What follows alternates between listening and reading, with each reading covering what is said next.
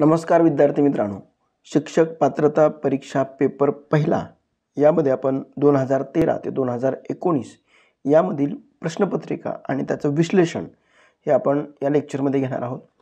आजच्या लेक्चरमध्ये आपण पेपर क्रमांक पहिल्यामधील मराठीतील जो 2016 ला जी आलेली प्रश्नपत्रिका आहे तर ती आपण घेऊया।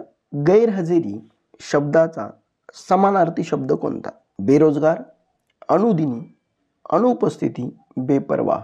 उत्तर आहे अनुपस्थिती। जसं बेरोजगार, बेकारी, खाली, निरुद्योगी हे समानार्थी शब्द आहेत। बेपरवाह म्हणजे आळशी, लापरवाह, बेफिकीर। नेक्स्ट, 1000 रुपये ही देखील मोठी रक्कम आहे। या वाक्याचा अर्थ न बदलता नकारार्थी वाक्य कोणतं? जसं 1000 रुपये फार मोठी रक्कम नाही। 1000 रुपये ही काही लहान रक्कम नाही।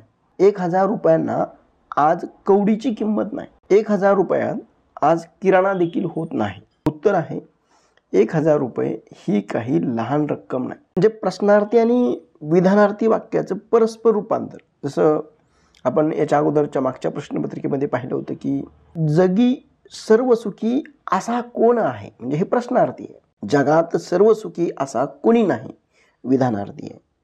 जसं ही उद्गारार्थी आणि विधानार्थी वाक्याचं परस्पर रूपांतर जर आपण पाहिलं तर एवढी उंच इमारत ही उद्गारार्थी आहे। ही इमारत खूप उंच आहे, ही विधानार्थी आहे। होकारार्थी आणि नकारार्थी वाक्यांचं परस्पर रूपांतर जर पाहिलं तर जसं आपण पाहतो की माधव भित्रा नाही हे नकारार्थी आहे, माधव शूर आहे हे होकारार्थी आहे। नेक्स्ट, रोपटे या शब्दाचे अनेक वचन कोणते? रोपटे, रोपे, रोपटी, रोपट। उत्तर आहे रोपटी। नामाच्या ठिकाणी संख्या सुचवण्याचा जो एक धर्म आहे त्याला आपण वचन म्हणतो। मग वचनाचे दोन प्रकार पडतात, एक वचन, अनेक वचन। एक वचन मध्ये नामाची संख्या एक आहे, अनेक वचनामध्ये नामाची संख्या एकापेक्षा जास्त आहे असा बोध होतो। नेक्स्ट, पुढीलपैकी कोणत्या वाक्यात सकर्मक क्रियापद आहे? आज भाऊबीज आहे, अजिंक्य उद्या नागपूरला जाणार, काल खूप पाऊस पडला, अबोली निबंध लिहिते। उत्तर आहे अबोली निबंध लिहिते। आज भाऊबीज आहे, वाक्यात कर्म नाही, अकर्मक क्रियापद आहे। अजिंक्य उद्या नागपूरला जाईल, कर्म नाही, अकर्मक क्रियापद आहे। काल खूप पाऊस पडला, कर्म नाही, अकर्मक क्रियापद आहे। अंबोली निबंध लिहिते, कर्म हे निबंध सकर्म क्रियापद आहे। जसं आपण पाहिलं की क्रियापद म्हणजे वाक्याचा अर्थ पूर्ण करणारा क्रियावाचक शब्द। क्रियापद या वाक्याचा अर्थ क्रिया दाखवणारा असा शब्द होईल। जसं आपण पाहतो की क्रियापदाचे पुन्हा दोन प्रकार, सकर्मक क्रियापद आणि अकर्मक क्रियापद। जसं आपण पाहतो की सकर्मक क्रियापदामध्ये वाक्यातील कर्म शोधणं, क्रियापदाला काय व कोण असं विचारल्यास कर्म मिळतं। जसं मी रस्त्यात पडलो, वाक्यात कर्मच नाही म्हणून अकर्मक क्रियापद। नेक्स्ट, अतिशहाणा त्याचा बैल रिकामा या म्हणीचा योग्य अर्थ कोणता? खूप हुशारीने फायदा होतो, आपल्या ऐपतीने खर्च करावा, वाजवीपेक्षा जास्त शहाणपण नुकसानकारक ठरतं, अति हुशार माणसांची कोणतीही गोष्ट विकली जाते। उत्तर आहे वाजवीपेक्षा जास्त शहाणपण नुकसानकारक ठरतं। नेक्स्ट, मी स्वतः त्याला पाहिले या वाक्यातील अधोरेखित सर्वनामाचा प्रकार कोणता? प्रश्नार्थक, संबंधी, आत्मवाचक, दर्शक। उत्तर आहे आत्मवाचक। विद्यार्थी मित्रांनो, जसं सर्वनाम आहे, नामाऐवजी वापरला जाणारा शब्द म्हणजे सर्वनाम। सर्वनामाची संख्या ही 9 आहे, सर्वनामाचे प्रकार हे 6 आहेत। जसं पुरुषवाचक सर्वनाम, प्रथम म्हणजे बोलणारा स्वतःचा उल्लेख करताना वापरतो प्रथम। द्वितीयामध्ये ज्याच्याशी बोलायचं आहे त्याचा उल्लेख करताना वापरतो। तृतीया ज्याच्याविषयी बोलायचं आहे त्याचा उल्लेख करताना वापरतो। दर्शक सर्वनाम जवळची किंवा दूरची वस्तू दाखवण्यासाठी वापरलं जातं। संबंधी नाव वाक्यात पुढे येणाऱ्या दर्शक सर्वनामाशी संबंध दाखवताना वापरलं जातं। प्रश्नार्थक सर्वनाम वाक्यात प्रश्न विचारण्यासाठी वापरात शेवटी प्रश्नचिन्ह असतं, त्याला प्रश्नार्थक सर्वनाम। सामान्य आणि अनिश्चित सर्वनाम कोण, काय ही सर्वनामं कोणत्या नामाबद्दल आली हे निश्चितपणे सांगता येत नाही। आत्मवाचक सर्वनामामध्ये या सर्वनामाचा बोध स्वतः असा होतो. पुढीलपैकी गुणविशेषणाचे उदाहरण कोणते? गोड केळी, 20 आंबे, तिप्पट अंतर, 4 चाकी. उत्तर आहे गोड केळी. विशेषणामध्ये नामाबद्दल विशेष माहिती सांगून नामाची व्याप्ती मर्यादित करणारा शब्द म्हणजे विशेषण आहे. गुणविशेषण नामाच्या कोणत्याही प्रकारचा गुण किंवा विशेष दाखवला जातो, जसं मोठी मुलं, आंबट चिंच, शुभ्र ससा. संख्या विशेषणामध्ये नामाची संख्या दाखवली जाते. सर्वनामिक विशेषणामध्ये सर्वनामाबद्दल विशेष माहिती सांगते, जसं की तिप्पट अंतर हे संख्या विशेषण आहे, 20 आंबे हे संख्या विशेषण आहे, गोड केळी हे गुणविशेषण आहे, 4 चाकी हे संख्या विशेषण आहे. नेक्स्ट, खग चा समानार्थी शब्द कोणता? भूगोल, खगोल, पक्षी, अंतराळ. उत्तर आहे पक्षी. खग म्हणजे पक्ष्यांसंदर्भात खग, विहंग, द्विज, अंडज हे समानार्थी शब्द आहे. नेक्स्ट, पृथ्वी सूर्याभोवती फिरते या वाक्याचा काळ कोणता? साधा वर्तमान काळ, पूर्ण वर्तमान काळ, अपूर्ण भूतकाळ, भविष्यकाळ. उत्तर आहे अपूर्ण वर्तमान काळ. म्हणजे पृथ्वी सूर्याभोवती फिरते, म्हणजे पृथ्वी सूर्याभोवती फिरते आहे म्हणजे ही क्रिया सुरूच आहे, म्हणून त्याला अपूर्ण भूतकाळ असं म्हटलं जातं. नेक्स्ट, हो जेवल्यानंतर मी सर्वच गोष्टी वाचून टाकणार आहे या वाक्यात किती विरामचिन्ह आली आहेत? 4, 3, 2, 5. उत्तर आहे 4. जसं एकाच विरामचिन्ह वाक्यात 2 वेळा आले असेल तर 2 वेळा मोजावे, म्हणून प्रश्नांमध्ये एकूण 4 विरामचिन्ह आलेले आहेत. विरामचिन्हामध्ये जर आपण पाहिलं तर वाक्यात आलेली विरामचिन्ह, स्वल्पविराम, एकेरी अवतरण चिन्ह आणि प्रश्नचिन्ह.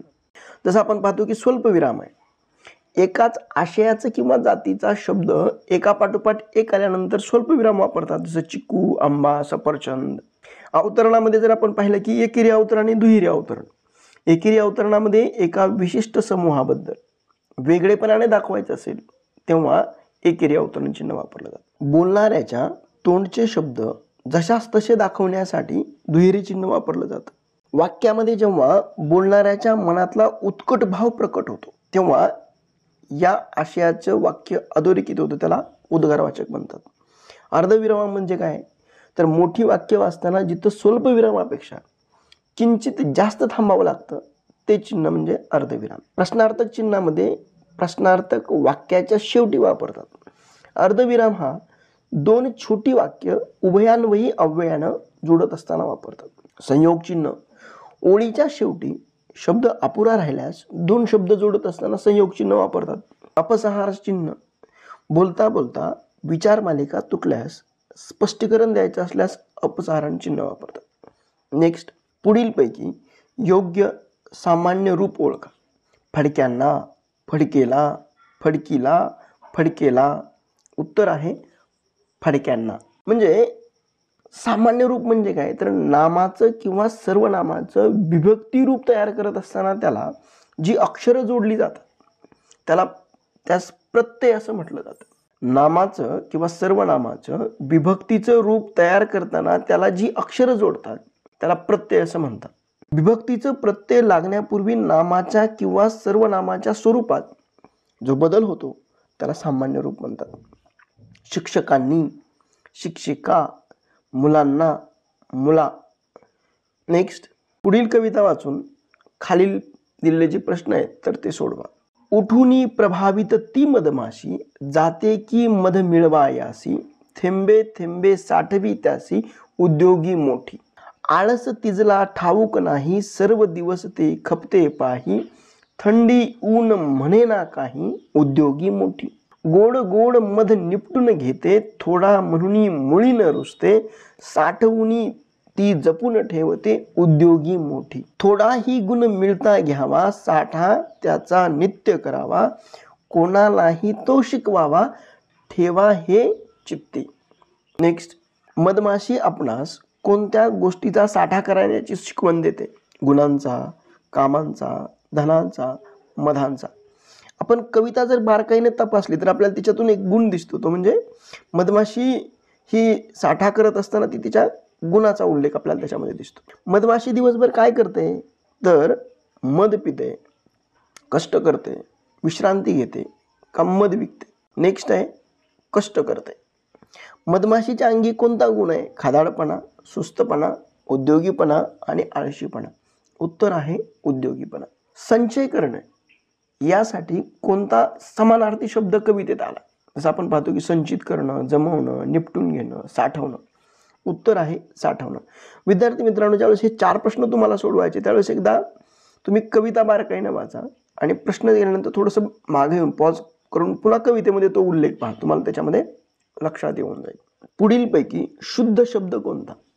वाङ्मय, वाङ्मय, वाङ्मय आणि वाङ्मय. तर त्याच्यामधला जो वाङ्मय हा जो आहे तर तो उत्तरामध्ये दाखवला आहे, तर तो खरा शब्द मराठी भाषेतला वाङ्मय हा वापरला जातो. नेक्स्ट, पुढीलपैकी अर्थाच्या दृष्टीनं गटात न बसणारा शब्द कोणता? ओळखा. नेता, नायक, म्होरक्या, गुंडा. उत्तर आहे गुंडा. कारण नेता, नायक, म्होरक्या हे तिन्ही एकमेकांचे समानार्थी शब्द आहेत. नेक्स्ट, भूकंपग्रस्त भागात नेमका सापडल्याने सुटकेसाठी कोणती गोष्ट करावी? भूकंपग्रस्त भागात नेमका सापडल्यानं सुटकेसाठी कोणती गोष्ट करावी हे न सुचल्याने भूकंपग्रस्त भागात नेमका सापडल्यानं सुटकेसाठी कोणती गोष्ट करावी हे न सुचल्यानं मी दुर्दैवाच्या कचाट्यात सापडलो. अधोरेखित शब्दसमूहासाठी योग्य तो वाक्यप्रचार कोणता?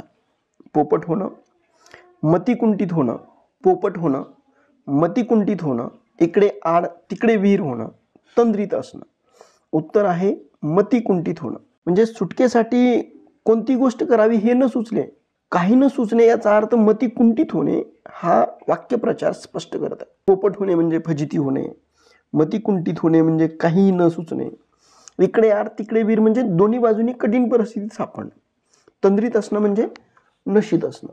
फेब्रुवारी 2009 मध्ये सॅन होजे अमेरिका येथे झालेल्या विश्व मराठी साहित्य संमेलनाचे अध्यक्ष कोण होते? आह साळुंके, प्राध्यापक राम शेवाळकर, ना.दो. महानोर, डॉक्टर गंगाधर पानतावणे.